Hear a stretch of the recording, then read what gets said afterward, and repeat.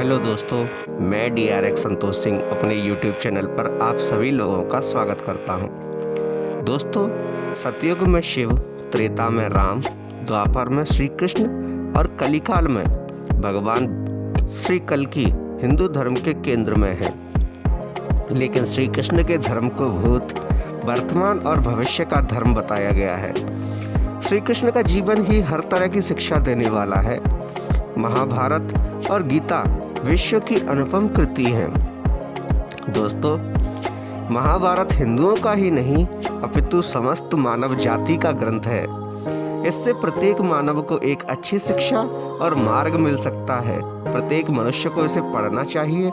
महाभारत में जीवन से जुड़ा ऐसा कोई भी विषय नहीं है जिसका वर्णन ना किया गया हो और जिससे जीवन का कोई भी समाधान ना हो। महाभारत में देश, धर्म, न्याय, राजनीति, समाज, योग, युद्ध, परिवार, ज्ञान, विज्ञान, अध्यात्म, तकनीक आदि समस्त विषयों का वर्णन मिलता है।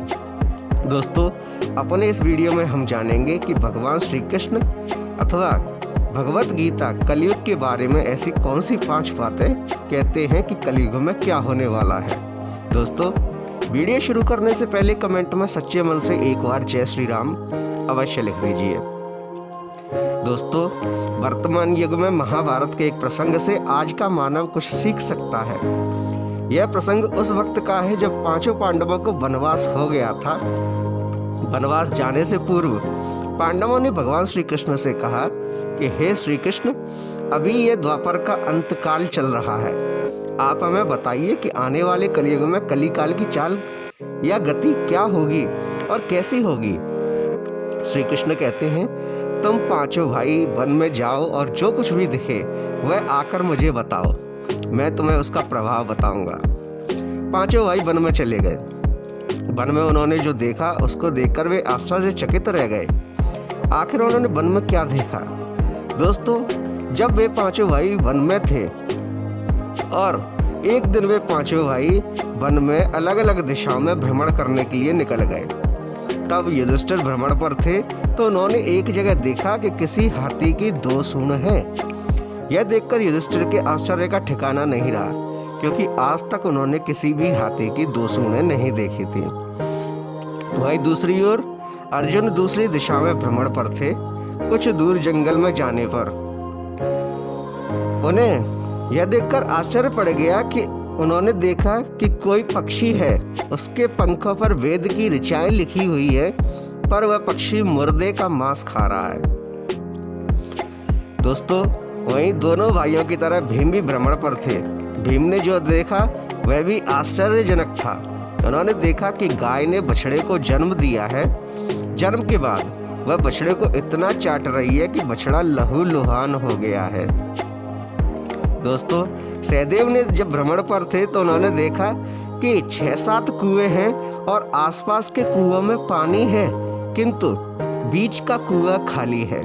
बीच का कुआं गहरा है, फिर भी पानी नहीं है। उन्हें यह देखकर घोर आश्चर्य हुआ कि ऐसा कैसे हो सकता है। नकुल भी भ्रमण पर थे और उन्होंने भी एक आश्चर्यजनक घटना देखी। दोस्तों, नकुल ने देखा कि एक पहाड़ के ऊपर से एक बड़ी सी शिला लुढ़कती हुई आती है और कितने ही वृक्षों से टकराकर उनको नीचे गिराते हुए आगे बढ़ जाती है। विशालकाय वृक्ष भी उसे रोक नहीं पाते। इसके अलावा वह शिला कितनी ही अन्य शिलाओं से के साथ टकराती है, पर फिर भी नहीं रुकती। अंत में वह एक अत्यंत छोटे पौधे को स्पर्श होते ही स्थिर हो जाती है। दोस्तों, 5 भाइयों ने अपने देखे हुए दृश्यों की चर्चा की और शाम को श्री कृष्ण को अपने अनुभव सुनाए। सबसे पहले युधिष्ठिर ने कहा कि मैंने तो पहली बार 2 सूंड वाला हाथी देखा है। यह मेरे लिए बड़े ही आश्चर्य की बात है। दोस्तों, तब श्री कृष्ण कहते हैं कि हे धर्मराज, अब तुम कलिकाल को सुनो। कलयुग में ऐसे लोगों को राज्य होगा जो दोनों ओर से शोषण करेंगे। दोस्तों, कलयुग में ऐसे लोग होंगे जो बोलेंगे कुछ और करेंगे कुछ और, मन में कुछ और कर्म में कुछ और। ऐसे ही लोगों का राज्य होगा।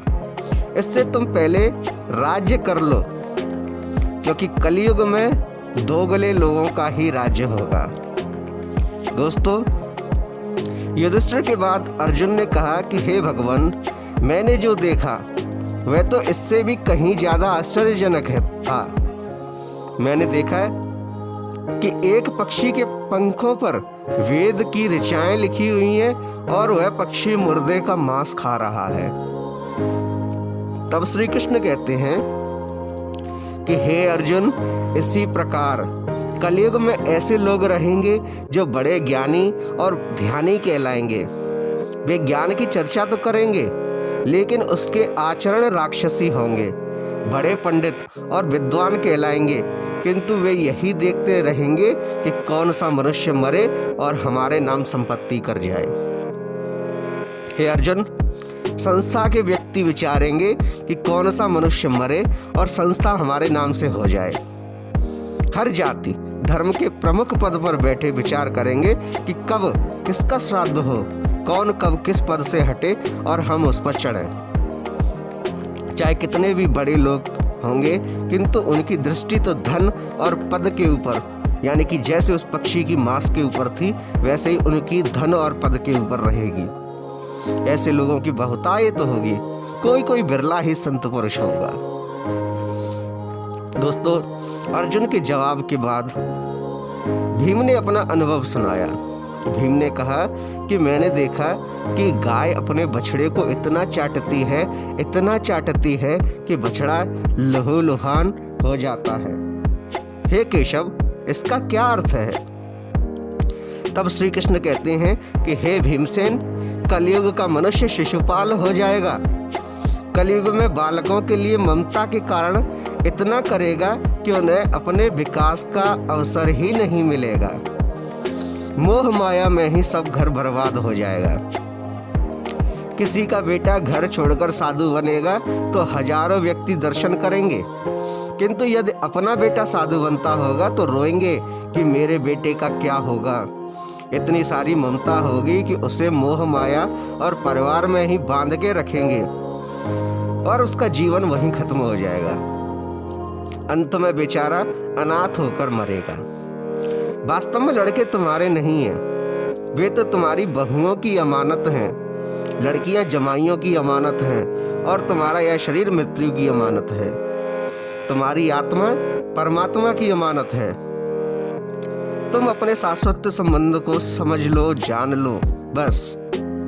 इसमें इस जगत में कुछ भी तुम्हारा नहीं है। जो कुछ भी है वह दूसरों का है, दूसरों ने ही दिया और दूसरों के पास ही जाएगा। दोस्तों, भीम के बाद जब सहदेव ने पूछा कि हे श्री कृष्ण, मैंने जो देखा उसका क्या मतलब है?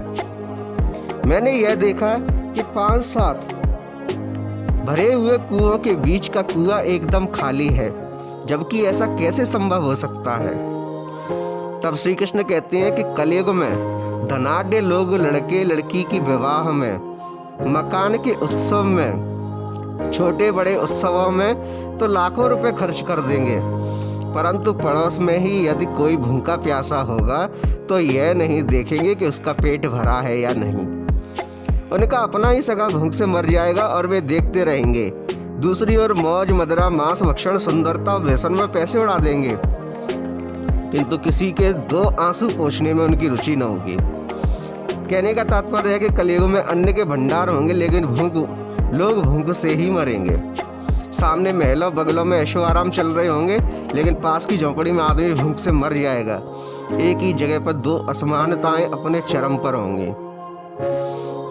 दोस्तों, सहदेव के बाद नकुल ने श्री कृष्ण को बताया कि मैंने भी एक आश्चर्य देखा।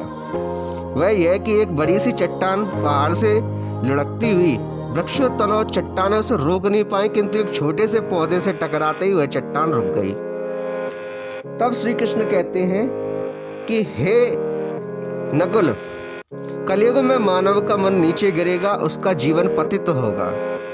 यह पतित जीवन धन की शिलाओं से नहीं रुकेगा, ना ही सत्ता के वृक्ष से रोक पाएंगे, किंतु हरि नाम के एक छोटे से पौधे से, हरि कीर्तन के एक छोटे से पौधे से मनुष्य का जीवन का पतन होना रुक जाएगा।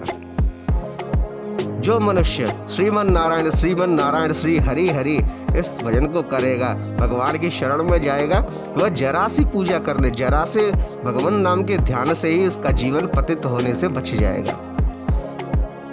दोस्तों, ये थी वे कलयुग की 5 बातें जो भगवान श्री कृष्ण ने भगवत गीता में पांडवों को बताई थी। आपको हमारा वीडियो अच्छा लगे तो कृपया इसे लाइक कीजिए, शेयर कीजिए, कमेंट में जय श्री राम अवश्य लिखिए और साथ ही हमारे चैनल को सब्सक्राइब कीजिए। धन्यवाद।